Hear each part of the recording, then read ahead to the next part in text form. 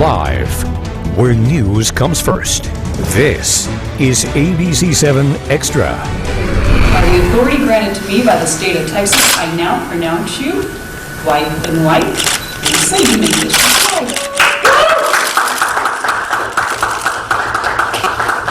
Welcome everybody for coming out. It was a kiss they feel was worth the wait. The Supreme Court legalizes same-sex marriage, and the impact of that decision being felt strongly in the borderland. Good evening, I'm Maria Garcia. Welcome to ABC-7 Extra on this historic week. The country still coming to terms with this new America where gender will no longer determine who you can marry. But in Texas, some say a new battle has just begun, a fight conservatives say for religious freedom. And cities like El Paso are already in conflict with state officials. The Attorney General of Texas, Ken Paxton, today issuing a controversial opinion saying county clerks, county employees, and judges can refuse to issue gay marriage licenses if it goes against their religion. He says it depends on the case, but that if other judges are willing to wed gay couples, those who would violate their religion don't have to do it. That's in direct opposition with a directive by El Paso County Attorney Joanne Bernal, saying when judges choose to marry people, they're acting on behalf of the state, not themselves, and the judges must be impartial, not biased. She says refusing to marry gay people would now be a violation of the Constitution. And joining us tonight, David Marcus with Join Us for Justice, an organization that advocates for the separation of church and state. And bringing to the conversation the conservative viewpoint, Robert Cormell, who founded Teen Center El Paso. If you have questions or comments, you can call us at 496-1775, email us at ABC7Extra at KVIA.com, or you can tweet me at MariaGABC7. Before our discussion, let's get a recap of the monumental week. The four words etched onto the front of the Supreme Court, equal justice under law, apply to us, too. It's my hope that the term gay marriage will soon be a thing of the past, that from this day forward, it will simply be marriage. The man behind the now historic lawsuit reacting to the Supreme Court's decision to make same-sex marriage legal in all 50 states. Justice Anthony Kennedy was the deciding vote in the narrow 5-4 decision. It's been, a long time since, it hasn't been legal. So now that it came forward, we said it's time. It's time. And in El Paso, these women, the first lesbian couple to tie the knot here. The fact that some married couples do not live up to their high calling should not lead the government to redefine this unique and fundamental institution. Reaction divided in the borderland too, though. Bishop Mark Seid said that marriage was protected for thousands of years, seen as a life-giving relationship and the foundation of a healthy society. I would just respectfully tell them that my faith wouldn't allow me to participate in that kind of wedding. I certainly don't have anything against them personally. And some pastors saying they'll refuse to officiate gay weddings. It's a different story for judges, though. The Supreme Court of the United States says that the law is that unions of same-sex couples are legal, and I am to perform marriages without bias or prejudice, and that includes everyone. But state political leaders say it's not as clear-cut. Governor Greg Abbott invoking Texas's Religious Freedom Restoration Act, saying, quote, no Texan is required by the Supreme Court's decision to act contrary to his or her religious beliefs regarding marriage. Even Attorney General Ken Paxton saying in a non-binding legal opinion that judges can refuse to marry gay people if it goes against their beliefs, though he admits they'll probably face lawsuits. County Attorney Joanne Bernal going against those state officials, saying judges are acting on behalf of the state when they choose to marry people and must be impartial. She says judges who refuse to marry gay people would be violating their constitutional rights. Let's start our discussion now. Joining us, Robert Cormell and David Marcus. Thank you for joining us. Sure. Thank you for having us. Thank you. Thank you. Before we start our discussion, I want to first allow both of you to tell us what your position is on gay marriage and this week's ruling. And David, we'll start with you. Well, I think it's a decision that I wish had come decades before. I don't see it as gay marriage. I see it as marriage. We've created a second class of citizens in our country. We've created laws that said they could not do everything that you and I could do if we were straight. And it just didn't seem right. So for me, I don't see it as government deciding or redefining marriage. I see it as government taking marriage out of the hands of government, which is what should happen. I don't think government should have any say in who marries who. I think it should be the decision of two consenting people, which is what a marriage contract is. Okay, and Robert, same question for you. That sort of contradicts itself a little bit, because marriage, I mean, if the government doesn't have any business being in it, they shouldn't be in it. The Supreme Court should not have made this. It's totally unconstitutional to make this ruling. The Supreme Court does not, it interprets the Constitution. It does not make moral laws. Moral laws are created by states, and they should be held up by the state. And this is why you have this situation with Greg Abbott. This whole situation comes down to the people that live in that state, and they should be voting on it. That's how it happens. You don't have 9 people dictating morality in a country. It's wrong, and it's not the democracy that we have in this country. It's not how things work, and it's wrong. It has nothing to do with whether somebody's gay or straight, or whether you like them or you dislike them. The truth is that this is a power grab, and the Supreme Court has no business ruling on moral issues. It's not part of the Constitution. They're to interpret the Constitution, and that alone. And the state has no business ruling on moral issues either. It's a religious decision. Religion shouldn't be involved in making laws at the state. Marriage has been based on religious law for centuries. Correct. It shouldn't be. No, religion should have nothing to do with who determines who's going to get married. Well, when you don't define something originally, then you don't redefine it. Okay, the Bible defined marriage between one man and woman thousands of years ago. And so we come along and say, we know what's better, so we're going to redefine it. Separation of church and state should say, we're not going to get involved in it. The Supreme Court should have said, we're not going to get involved in this. This is a state-by-state issue. It's a county-by-county. If somebody wants to do that, they've had that, and that's why they've been voting over the last 6-8 years. You're saying the same thing, though. You're saying different things here. No. Well, you just said the Bible determined who could and couldn't be married thousands of years ago. Well, it defined it. Okay, it defined it. So it defined it. But in true separation of church, we shouldn't be using that definition if we're talking about separation of church and state, though. Well, they shouldn't be worried about it, because it's not a definition or something that's come up from the state or anything else. Exactly. We shouldn't be worried about it, and we shouldn't be defining it, and we shouldn't be using the Bible. It's already been defined. It's in already the Bible. been defined. In the Bible. Well, that's who came up with it. Exactly. Right. And now it's time to take the Bible definition of marriage out of state law altogether. Well, I'm surprised that you find it, because you should be saying we should make something totally different, something called totally different than the Bible, because we don't need it, right? We don't need the Bible.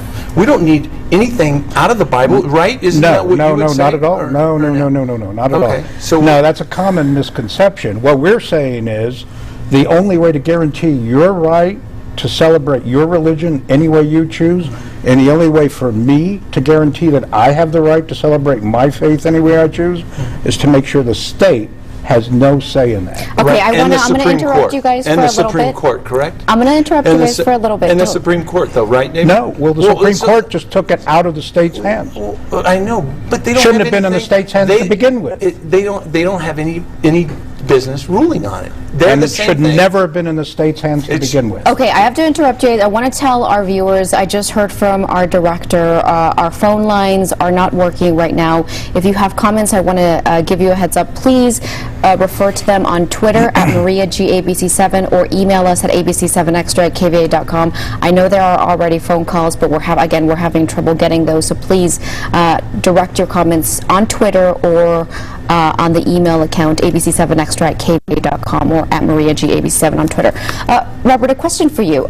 Let's get to today's development. Texas Attorney General Ken Paxton saying in an opinion that judges and county employees can refuse to issue gay marriage licenses if it goes against their religious beliefs. The Supreme Court, though, ordering them to do so. County Attorney Joanne Bernal saying when judges took an oath to perform their judicial duties, they took an oath to be impartial and to not perform those duties with any bias. Wouldn't a judge be biased if he chose not to marry gay people? This brings up a good question, because I noticed something on your Facebook. Eventually, this will all bleed into what about a priest or a pastor that does not want to perform a gay marriage? And I saw something on your Facebook that said, this is not going to affect clergy. This will never affect, it will, because this will continue to bleed over. What Greg Abbott and them, they've decided on that, and that is totally up to them. If they want to decide that, I mean, we have basically a Supreme Court ruling that says you're to do this. Okay. And so there's not a whole lot, that can be done other than they can say, hey, we're going to succeed from the union, and we're out of here as Texans. I mean, and file that and go forward with that. And there are a lot of arguments about what this will eventually lead to, right? What this opens a door to. Right, and we've heard that a lot. But the reality right now is that this does not affect clergy. So we're speaking specifically about judges who are representatives of the state. Would it be biased? Would a judge be behaving in a prejudicial way if they chose not to marry gay people? I think that if it's against their convictions, and it's against their religious convictions, I think that totally goes against what they believe. And you're forcing them to do something that's against the Constitution. That itself is. But judges don't have to marry people. They can choose to marry people if they... Well, you just asked me that. And the truth is if it goes against somebody's conviction, why are we forcing them to do it? And this is the same thing before it was changed, the marriage. If somebody wanted to live together, they're welcome to do it. And nobody came to them and said, well, I mean, they're wacky, they're crazy people out there that'll say, you're this or you're that. But the truth is that the majority of Christians and people love people.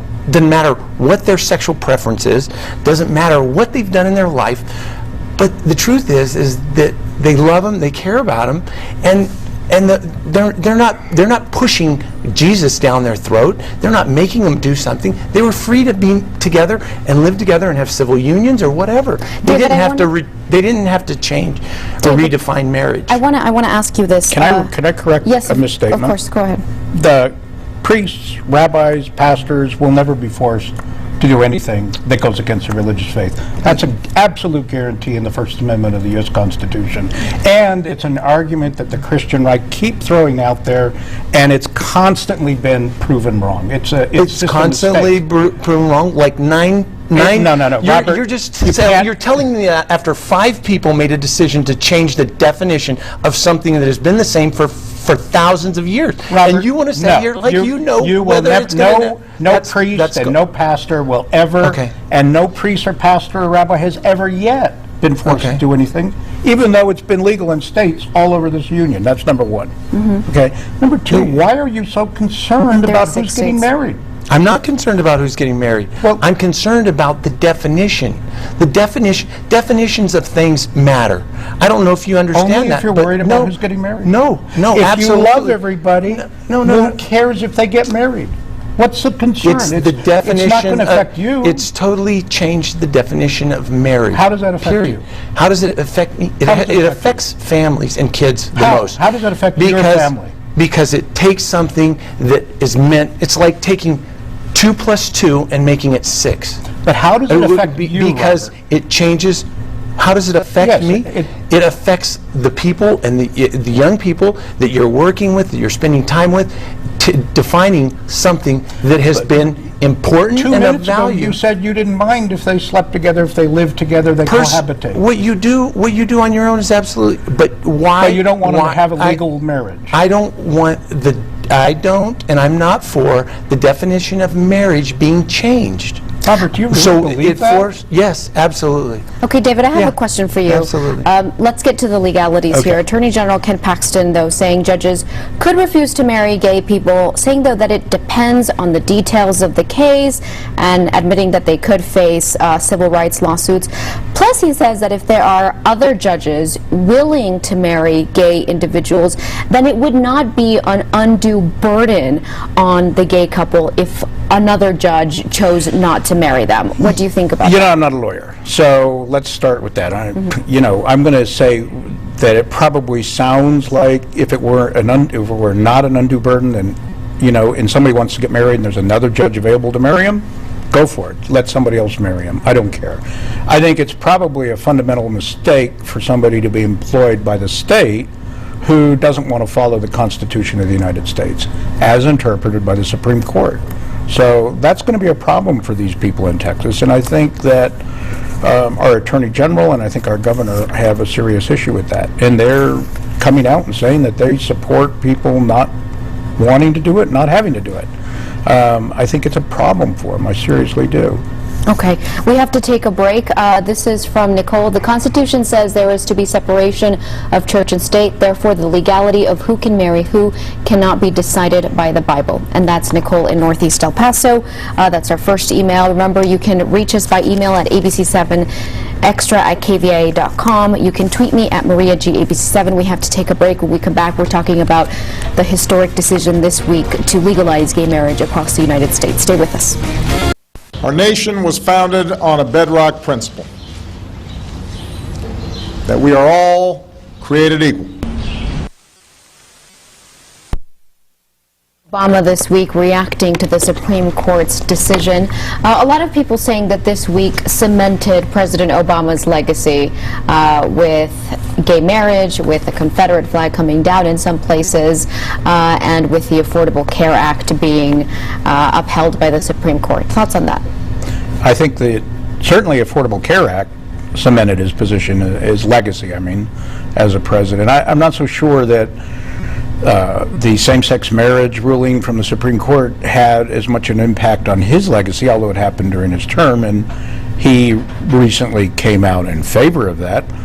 I think politicians and leaders have evolved over the years to come to that place where, this has got to happen. It's an unequal society if we continue to prevent it.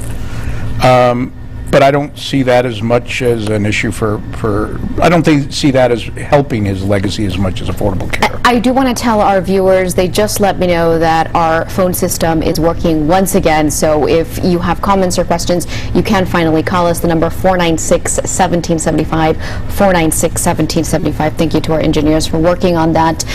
Ray on Twitter saying, does Mr. Cormell not understand that living together did not guarantee us the rights of a married person? And Robert, I know you said, what they do on their own time is fine, but you're concerned about the definition of marriage. But here's Ray saying living together did not constitute us, did not give us the same right as being married. What are your thoughts on that? Well, I feel the same way about that.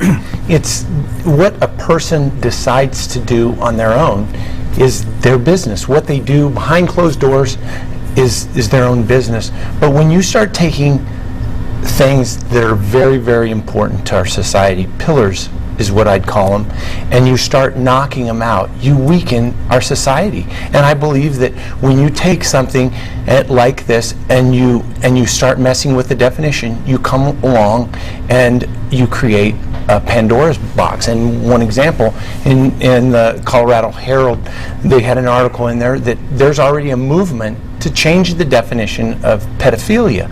And we have, when you start changing, one person says we can change these situations like the Supreme Court did with this.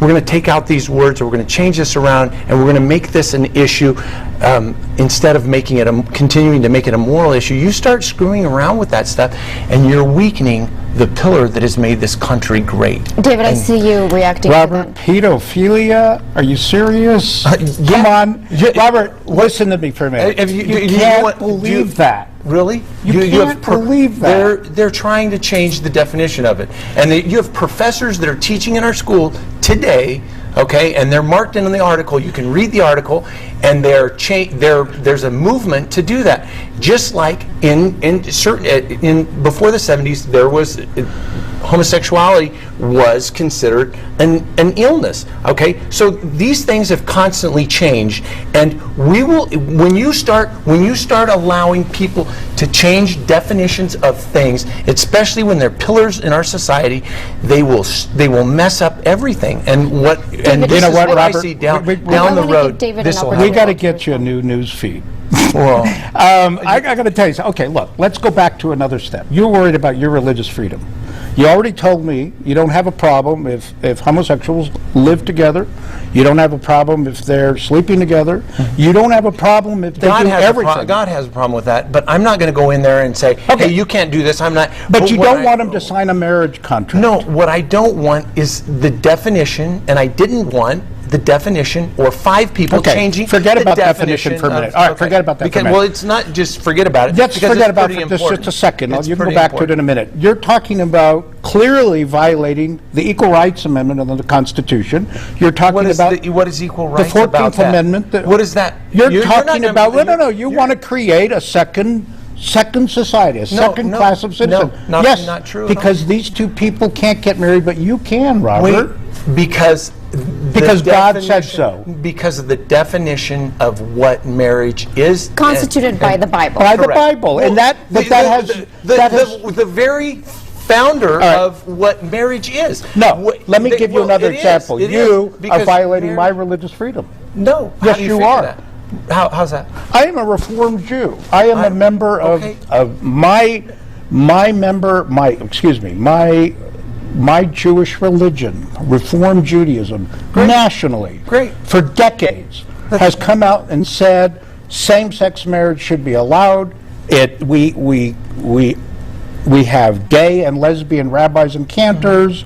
We have been advocating for this for years. Okay. So let's say for a moment there's a member of my congregation that wants to get married, but Robert Cormell says no because we should not have marriage between same-sex. No, Robert Cormell didn't say that. But you are now. God said that. I know, wait. Your God said it, not my God. Well, I don't know what God you serve. That's the problem, Robert. That's the problem. That's what separation of church and state is all about. No, that's the whole issue. Your God says one thing, my God says another. Whose are we going to choose? Your God doesn't say that. Humans said that. When did your God say? Where in the Bible do you follow the Bible? The same as you do. Oh, okay. So where in the Bible? But you used to make bagels a little while ago. Where in the Bible? Wait, let me finish this. Wait, let me finish this. Where in the Bible? Okay, saying where does your God say that homosexuality is okay? Can you give me the? Yeah, no, we don't. We say it in the same place in the same book where it says you shouldn't be eating bacon and you shouldn't be eating meat and cheese. Yes, which you serve in your bagel shop. Who decided that part was wrong? No. What God decided that was okay now? Hey, if you eat bacon and you're not supposed to, I have to interrupt you guys. We have to move on. Here. But don't change the definition of something. State Senator Jose Rodriguez. And your Bible doesn't. State Senator Jose Rodriguez sent out a statement saying the Attorney General twists the meaning of liberty when he uses it as a weapon to deprive certain people of their constitutional rights. Let's be clear, far-right conservatives do not own the definition of marriage, nor do they speak for all religions. No church will be required to sanctify a marriage it does not approve of, but all elected public servants will be expected to follow the U.S. Constitution. And those are facts. That's all. Those are facts. Clear and simple. Listen. You aren't a religious scholar, and neither am I. But let me give you one example here, and this is facts. You wouldn't know if I was, but go ahead. I probably wouldn't, but I'm guessing you're not. But let's say for a moment, why don't you follow certain rules in the Bible that are in the same book that talks about homosexuality?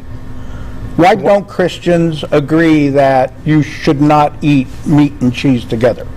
Why do you eat pork? Because there's one, the Old Testament is called the Old Testament, the New Testament is the New Testament. Okay. One's an Old Covenant and one's a New Covenant. Who changed it? Well, when Jesus Christ came and died on the cross for your sins, That's what changed it. So Jesus Christ changed that? Jesus Christ changed Not that. you, not other scholars, nobody else. Why? No. Jesus Christ We came have out no and said, power. you can now eat meat and cheese together. What he said is, all of the laws that are in... See, what the Old Testament was established for is so that you would realize that there was no way that you could ever be good enough to make it to heaven. And what Christ did is he came and died for the stupid things that you and I would do, for the sins that we've done. Let's not and get that into we'll your always do. religious theology now. But I've asked the question because my point was, But the answer is Jesus changed that. And when he came along, he changed everything. And he said, all those laws are wrapped up in two things. And you know what they are? The two things is to love others as you love yourself and love God. Then you need to start loving others things. as you love yourself, including who am I gays not and love? lesbians. I Then they should be as equal as you and I are, Robert. When do I say that I don't love them? We have to take a commercial break. When we come back, we're going to take Caesar from the Northwest, who's on the phone, and more of your tweets. We'll be right back. Welcome back. Let's go to the phone line. Cesar in the Northwest has a question. Sorry, Caesar in the Northwest. What's your comment or your question? Do we not deserve the same, rights as everybody else, as far as a family, without religious conviction? Thank you so much. Where's the religious conviction? He's saying, do they not deserve the same rights as everyone else in regards to a family? And that's true. Right now, if there are custody issues. There are gay couples in states where they cannot, up until last week, could not get married, who had children together. And if something happened to one spouse, then there were custody issues with their children. All of those things can be taken care of legally. There's no situation. I mean, there's not situations where people are denied the right, or Robert, all the time. All the time it happens, Robert. People were dying and they couldn't. People were dying and their spouses. How long ago was that? How long ago? A week ago in some places. For example, if two women had been living together for a long time. I just read an article. This woman had a C-section, very close to death. They had a daughter together, and if she would have died in the operating room, which she was very close to, then her spouse or her partner would not have been able to take custody of her daughter immediately after her death, or maybe not even thereafter, because they could not be legally married, though they had been together and had been parenting this child for many years. So there were questions about not having the same legal rights as an actual married couple. Right, but we're putting out a lot of, well, if she would have, and this would have happened, and this might have happened. But the truth is, this is what happens sometimes when you just don't have a little bit of common sense. I mean, if somebody went before a judge and said, hey, we've been together 10 years, I've married to this. I mean, what judge in their right mind would not have enough savvy to say, hey, listen, this is the acting parent here. This is what I mean. But Robert, if you're using hypotheticals, we shouldn't use hypotheticals because we have to. Well, but that your whole story was a hypothetical, though. No, it was an actual story. Well, it was, but then what why could have happened But then why use hypotheticals? Robert, you're wrong. Why use hypotheticals of saying, what if this turns into pedophilia being redefined, and what if pastors then lose their religious freedom? Because it will happen. If this can happen here, don't fool yourself that 5 people again cannot make any other law. This is the problem with our country. And here, we talked about this a little bit off the air just a minute ago, but it's like, since when somebody does not agree with somebody's lifestyle or my brother left his wife and 3 kids. Boom, up and left him for another woman. Was that wrong or right? No, it was wrong. It was wrong? Well, who are you to say it was wrong? He thinks it was right. Well, good for him. Right, but that's what I'm saying. So I can't tell my brother, hey, you know what you did was absolutely wrong. I totally disagree with it. I'm very disappointed in you. But he had the right to do that, But I can still love him. And he also had the right to do that, didn't he? And he had a marriage contract that he could actually break. Right. And he could go make another marriage contract, could he not? Because it was a woman that he was talking to, that he was married. I need to but what I like is you said it was wrong. Nick on the east side is on the phone. Nick on the east side. Nick, what's your comment or your question? Mr. Cormell, please read the decision by the Supreme Court. In it, Justice Kennedy assures religious people that the religious definition of marriage has not changed, only the civil one. Please read that decision. Thank you. Thank you very much, Nick. And we have an email from Caesar. Civil marriage is a civil institution. The Supreme Court simply recognized that the state cannot deny civil recognition to the rights of LGBT people to marry under the 14th Amendment. Religious definitions have not been touched by this ruling. So Mr. Marcus is right that no one will be forced to marry anybody under the First Amendment. Mr. Cormell, please read the decision. Justice Kennedy assured religious people of this. By the way, there are several kinds of marriages in the Bible, not just the one you are championing. On the other hand, you want judges who are Christians who refuse to marry people who deny the divinity of Jesus, such as Jews and Muslims. If not, you are singling out LGBT for discrimination already unconstitutional under Romer versus Evans. Was that all one question? That was a long email. Yeah, that was a book.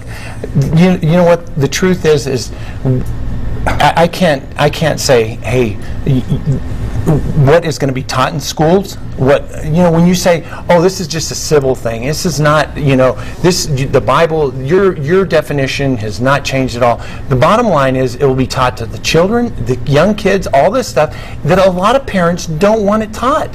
And so when you start saying that, when you delve in and you raise your family and your kids and you say, this is what marriage means, and somebody comes along and you send them to school and they say, no, this is what marriage means. Isn't that something you should be teaching in your church? This is a total contradiction. Isn't that something you should be reinforcing in your church? Absolutely. And in your family? But it's not the state's responsibility to do it. So what happens when they go to school and when you have professors down here, a great one, Professor Wren at UTEP, that will get in your face and say, what?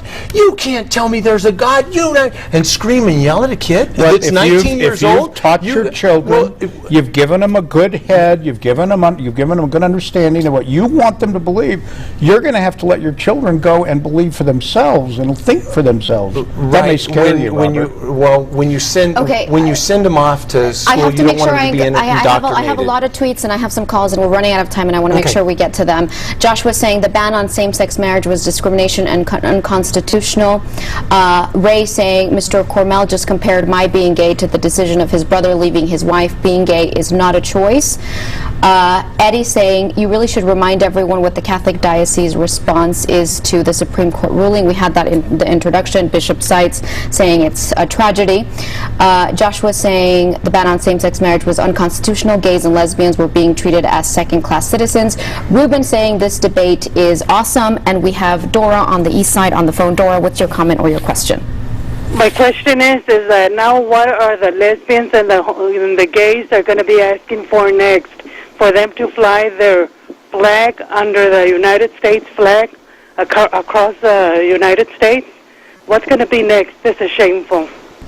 There's nothing shameful about equal rights. There's absolutely nothing shameful about equal rights. Okay. This goes back to saying they have every right in this country that anybody else has a right.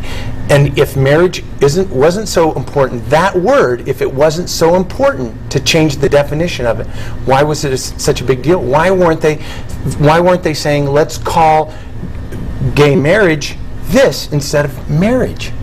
Because marriage is what they wanted. They wanted that word, and they want to be able to use it and redefine it. And that's the problem that Did you ever think that maybe they weren't redefining it? Maybe they were defining it the way they see it? Well, they can. Maybe you see it one way based on your God and your belief and your faith, which is your right, and they see it a whole other way based on their God, their faith, and their belief. And do you think that I should be called a bigot for my belief? No, I don't. I think you have the right to do that. In fact, Robert, I would defend your right under the First Amendment of the Constitution. Okay. But I'm going to tell you, I also want to defend their right to believe what they want or not believe anything at all, but still have the full equal rights allowed under our government to be married or not. And I need to take an email. Rob says, if the new marriage law is defined as founded by love, then I have two women who I love and they love me, so why can't I legally marry them? Why stop morality at two people in love? David, do you want to address that? Well, he's talking about bigamy. And, you know, actually, it's a subject that's coming up in Utah. I think the state of Utah actually was talking about that because the Mormon Church, for so many decades, actually allowed that. And there's a case in Utah in 2014, I think, where a family with 2 wives was trying to avoid being arrested and something for a temporary time. I think they were actually held to be legal. So maybe he needs to move to Utah. Okay, all right. Well, we've run out of time. I'm sorry, we went way over, but I wanted to give everybody equal time. Thank you so much for joining us. My pleasure. Thank you, Robert. I have a appreciate it. gift for Robert. Oh my goodness. And I want to remind you that what does it say on the front of this? It says, "I respectfully disagree," and I expect you to have coffee in that every morning. This is the greatest thing about our country, though, and as long as we can do this, as long as we can debate and respect and love each other, that's. Did she promise you'd have the last word? That makes us better as a country, though. All right, thank you. Thank you so much. Thank you so much for joining us here on ABC 7 Extra. We hope you found this informative and helpful, and we'll see you next week.